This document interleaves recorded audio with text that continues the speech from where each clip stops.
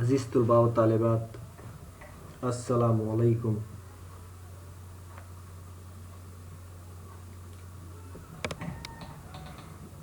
ہم قصیدے کا آغاز بارتقا دیکھ رہے تھے۔ گزشتہ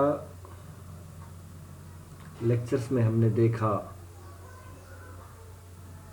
کہ اردو قصیدے کی ابتدا ہندوستان کے علاقۂ دکن سے ہوتی ہے، جہاں پہ ایک غزل گو شاعر، جنہیں پہلا صاحب دیوان شاعر بھی مانا جاتا ہے،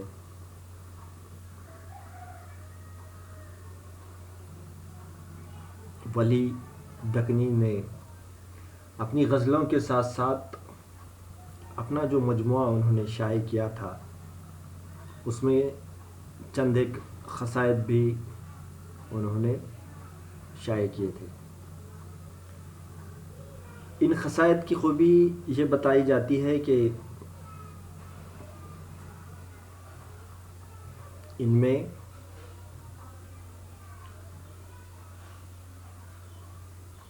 حمد، نعت، منقبت اور بزرگان دین کی مدح دکھائی دیتی ہے۔ کسی بادشاہ، کسی امیر یا سلاطین کی اس میں مدح دکھائی نہیں دیتی۔ ولی ایک صوفی بزرگ شاعر تھے، جس کے نتیجے میں انہوں نے جو قصائد لکھے ہیں، ان قصائد میں حمد، نعت، منقبت اور بزرگان دین کی مدح ہمیں دکھائی دیتی ہے۔ ولی کی جو قصائد ہیں، ان کا تعلق اردو زبان کے ابتدائی دور سے ہے۔ ہم یوں بھی کہہ سکتے ہیں کہ اردو قصائد کا تشکیلی دور ولی کا دور کہلا سکتا ہے۔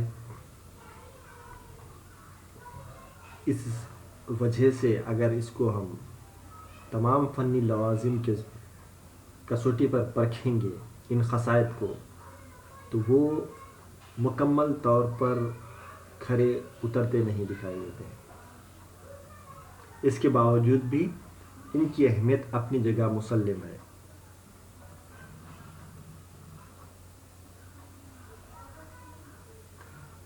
ولی کے بعد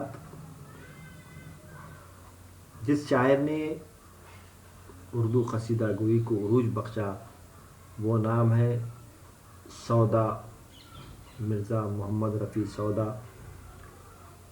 یہ خادر الکلام شاعر تھے۔ انہوں نے ایسے قصائد لکھے جو فارسی کے قصیدہ گو شعراء انوری و خاقانی کے ہم پلہ یا ان کے مد مقابل رکھے جا سکتے ہیں، ایسے قصائد انہوں نے لکھے۔ انہیں زبان پر قدرت حاصل تھی، اور ساتھ ہی ان کا مزاج قصیدہ گوئی کے لیے مناسبت رکھتا تھا، جس کی وجہ سے انہوں نے اردو قصیدہ گوئی کو عروج کی بلندیوں تک پہنچا دیا۔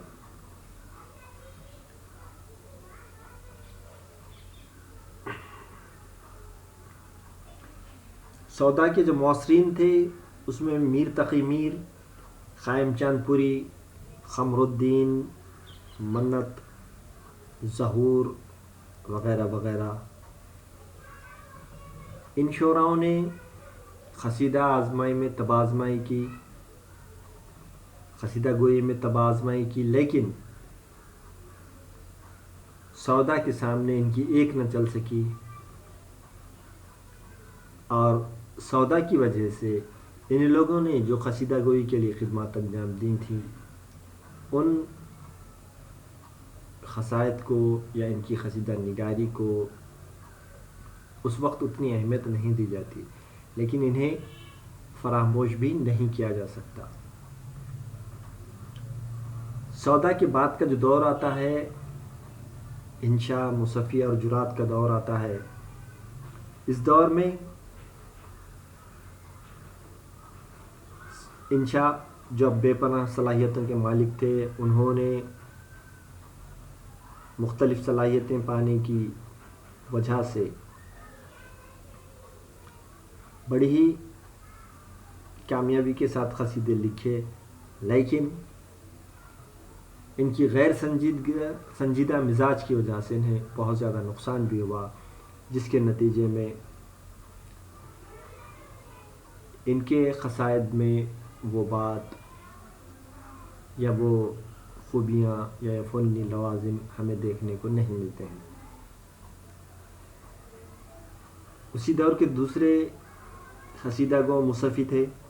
مصفی نے کل 8 دیوان چھوڑے ہیں، اور 9واں جو دیوان ہے ان کا خاص قصائد کا دیوان ہے،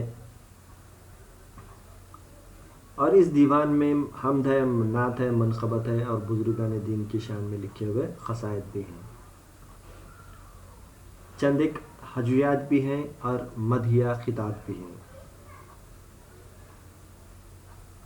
ان کی جو طبیعت تھی وہ مدحیہ طبیعت تھی، جس کی وجہ سے ان کے جو ہجویہ قصائد ہیں وہ انشا کے مقابلے میں کم معیاری دکھائی دیتے ہیں۔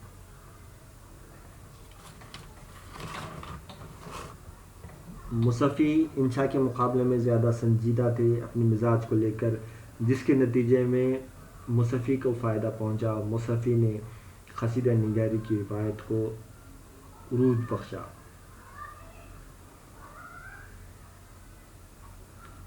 اس کے بعد اردو کا سنہری دور جسے کہا جا سکتا ہے، اس دور کا آغاز ہوتا ہے جس میں ذوق، مومن اور غالب کا نام آتا ہے۔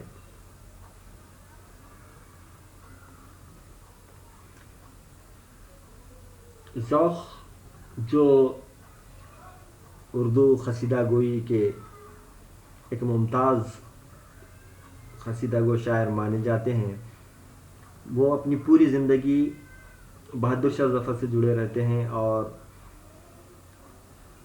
بہادر شاہ ظفر جو آخری مغل بادشاہ تھے ان کی مدح میں انہوں نے قصائد بھی لکھے ہیں۔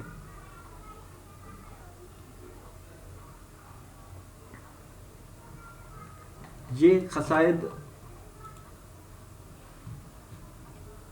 تسنا، بناوٹ، مشکل گوئی، خیال آرائی، معنی آفرینی، علمی اصطلاحات کا استعمال اور حکیمانہ خیالات کا اظہار تمام خوبیوں سے پر دکھائی دیتے ہیں۔ ذوق نے ایک کمال یہ پیش کیا تھا کہ 18 اشعار 18 مختلف زبانوں میں کہے تھے قصیدے کے، جس کے نتیجے میں انہیں خاقانی ہند کے خطاب سے بھی اکبر شاہ ثانی نے انعام ایک گاؤں میں، اور یہ خطاب خاقانی ہند کا انہیں دیا گیا تھا۔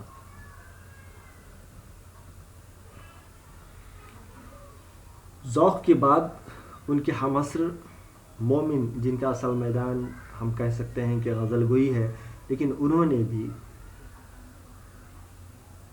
قصیدہ گوئی کی، اور انہوں نے جو طبیعت پائی تھی وہ طبیعت ایسی تھی کہ وہ کبھی کسی کی جھوٹی مداح، جھوٹی تعریف یا صلے و ستائش کے لیے وہ کسی کے سامنے گڑ گڑاتے نہیں تھے۔ وہ اپنے رتبے اور اپنے معیار کے حساب سے اپنے اشعار پیش کرتے تھے۔ ان کے زیادہ تر جو قصائد لکھے ہوئے ہیں وہ بزرگان دین کی مدح میں لکھے ہوئے ہیں، اور انہیں نہ صلے کی پرواہ تھی اور نہ ستائش کی تمنا۔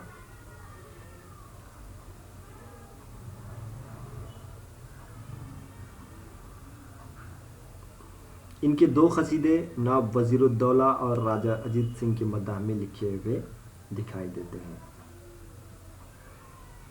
مومن نے ان قصائد میں اپنی علمیت کے جوہر جو دکھائے ہیں، اس میں انہوں نے فلسفہ، طب، نجوم، ریاضی، قواعد، شاعری اور تصوف سے متعلق اصطلاحوں کا اتنا زیادہ استعمال کیا ہے کہ قصائد مشکل ہو جاتے ہیں۔ ان کے قصیدوں میں بعض جگہوں پر قرآن و حدیث کے حوالے بھی دیکھنے کو ملتے ہیں، جس کی وجہ سے مومن کے قصیدے کو ایک انفرادی شان کی حیثیت سے دیکھا جاتا ہے. مومن کے ہم عصر، مومن اور ذوق کے ہم عصر مرزا غالب ہیں. ان کا بھی اصل میدان غزل گوئی رہا ہے، لیکن انہوں نے ایک نئے انداز کی قصیدہ گوئی کی ابتدا کی، جس کا اختتام بھی انہی پر ہو جاتا ہے. ان کے 4 قصائد ملتے ہیں جو 2 حضرت علی کی شان میں لکھے ہوئے ہیں اور 2 بہادر شاہ ظفر کی مدح میں لکھے گئے ہیں.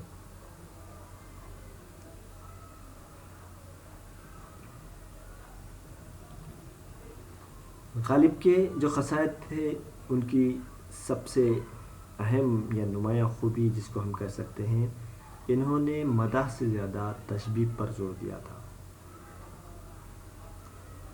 حد سے بڑھی ہوئی مدح کو بھٹئی بھی کہتے ہیں، یعنی کہ حد سے بڑھی ہوئی مدح انہیں بالکل پسند نہیں تھی، اور وہ اپنے آپ کو فخر کرتے ہوئے کہتے ہیں کہ تشبیہ کے معاملے میں وہ فارسی کے بلند پایا جو شعراء تھے، قصیدہ گو شعراء، ان کے مد مقابل اپنے آپ کو وہ سمجھتے ہیں.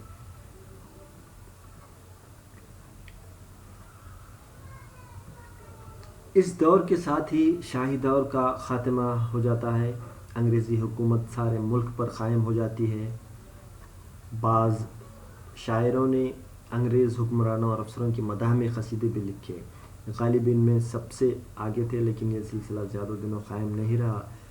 شروع میں تو ان انگریزوں نے رسماً یا مثلتاً ان قصیدوں کو پسند کیا، لیکن یہ مشرقی شاعری ان کے مزاج سے میل نہیں کھاتی تھی.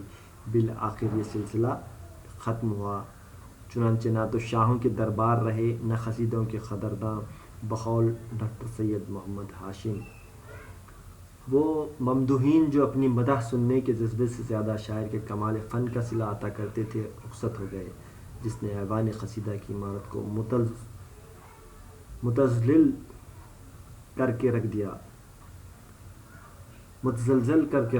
اب قصیدہ نگاری نے ایک نیا رخ اختیار کیا اور بزرگان دین کی شان میں قصیدے کہے جانے لگے. اس سلسلے میں محسن کاکروی کا نام قابل ذکر ہے. تو بادشاہت ختم ہو گئی، جس کے نتیجے میں ہوا یہ کہ یہ جو سلسلہ تھا قصیدہ گوئی کا وہ ختم ہو گیا، مدح سرائی کرنے کا.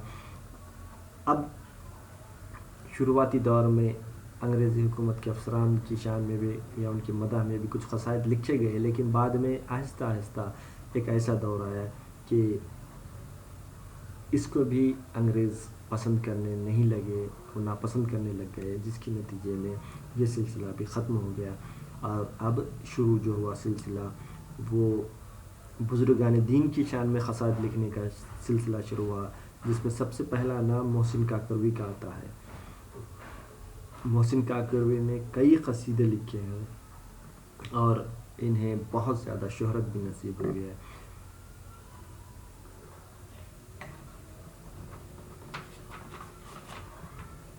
محسن کی فن اور خوبیوں اور خامیوں کا مجموعہ ہے، لیکن اس قصیدے میں ان کی خوبیاں حاوی نظر آتی ہیں. محسن کاکروی نے جو سمت کاشی سے چلا متھرا بادل، یہ جو قصیدہ لکھا تھا، اس قصیدے کو بہت زیادہ شہرت ملی اور اس میں خوبیاں خامیاں سب کچھ ہیں، لیکن خوبیاں بہت زیادہ دکھائی دیتی ہیں. اس میں ماحول پورے کا پورا ہندوستانی ہے، الفاظ میں غضب کی مٹھاس دیکھنے کو ملتی ہے اور یہ اردو قصیدے کا ایک نیا موڑ کہلاتا ہے.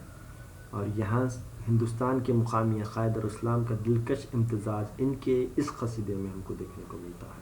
یعنی کہ ہندوستانی ماحول میں، ہندوستانی معاشرے، ہندوستانی تہذیب کے ساتھ ساتھ انہوں نے اسلامی عقائد کو جوڑ کر یا ان کو ملا کر پیش کیا ہے. یہ محسن کاکروی کی خوبی ہے یا ان کا کمال ہے، جس کے نتیجے میں ہم کہہ سکتے ہیں کہ انہوں نے اردو قصیدے کے اور نعت کی تاریخ میں ایک نئے باب کا آغاز کیا تھا. اور ہم یوں کہہ سکتے ہیں کہ یہ جو نیا سلسلہ شروع ہوا تھا محسن پر ہی شروع ہو کر محسن پر ہی ختم ہو گیا. اس کے بعد عزیز لکھنوی نے چند ایک قصیدے لکھے، لیکن सामाइन की तवज्जो वो ना पा सके। फिर मुनीर शिकवा अबदी, अजीज़ लखनवी के बाद जो अहम नाम आता है वो मुनीर शिकवा अबदी का है। उनकी यहाँ तसना है इल्मत के इजहार ने क़सीदे को मुश्किल बना दिया था। और गालिब के बाद अगर क़सीदा निगारी की तारीख़ में कोई काबिल ज़िक्र है नाम तो वो मोहसिन काकरवी का है। इसके बाद क़सीदा निगारी की दुनिया में सन्नाटा सा छा गया है। इस तरह से हम देखते हैं कि उर्दू क़सीदा जो वली लखनी से शुरू होता है, वली के बाद सौदा, फिर सौदा के बाद और कुछ शोरा आते हैं जिसमें इंशा, मुसफ़ी, जुरात वग़ैरह हैं। ये अपनी खिदमात से उर्दू में क़सीदा निगारी में इजाफ़ा करके दिखाई देते हैं। और उसके बाद जो उर्दू का सबसे सुनहरी दौर कहलाता है, ज़ौक़, मोमिना और गालिब का दौर, इस दौर में क़सीदे की रिवायत बहुत उरूज की बुलंदी तक पहुँचती है, क्योंकि ज़ौक़ जो ख़ाक़ानी हिंद के नाम से ये ख़िताब से जाने जाते हैं, उन्होंने क़सीदा, उर्दू क़सीदा गोई को उरूज की बुलंदियों तक पहुँचा दिया था। और फिर गालिब के बाद एक अहम नाम जो आता है, सिर्फ़ और सिर्फ एक ही नाम जो सबके लबों पर आता है, वो है मोहसिन काकरवी का। और दूसरे जो अजीज़ लखनवी और मुनीर शिकवा अबदी वग़ैरह ने मोहसिन काकरवी के बाद कोशिश तो की, लेकिन उन्हें उसमें कामयाबी नहीं मिली। और इन शोराओं के बाद उर्दू अदब की फ़िज़ा पर क़सीदे को, ख़ास तौर पर सिन्फ़ क़सीदा को कोई भी कामयाबी नसीब नहीं हुई, या किसी शोरा ने उसकी तरफ तवज्जो नहीं की, और क़सीदा निगारी की दुनिया में एक सन्नाटा सा छा गया। शुक्रिया।